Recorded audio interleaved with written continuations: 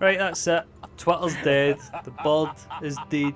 The blue is gone. It's replaced by X.com, the everything app. Now, this isn't actually as sudden as you think, because Elon Musk tweeted about it last October. So he's bought Twitter now, saying that he wanted to protect free speech. And now I think he's going to go after the protect free speech, but from every social media platform. And so he's going to try and combine them all into one.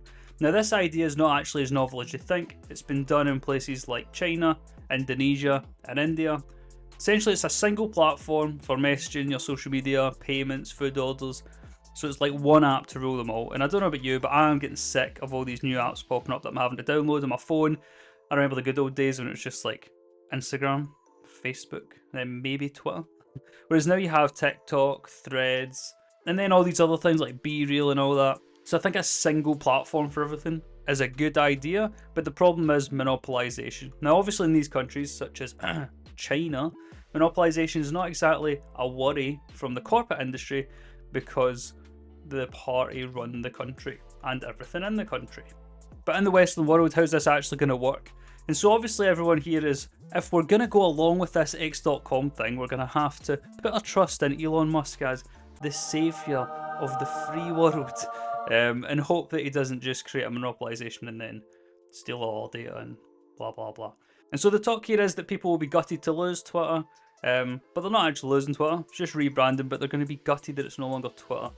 But I've heard some analysts and stuff talk about that really the only people that are going to be gutted is going to be the older generation who mainly use Twitter, although I feel like now I'm going to be part of the older generation of 25 to 34, so don't know how I feel about that.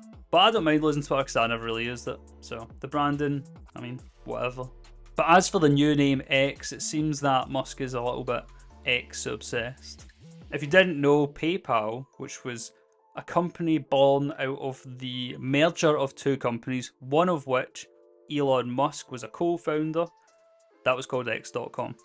He then obviously has SpaceX, and then there was the big thing with this kid, X Ash 12.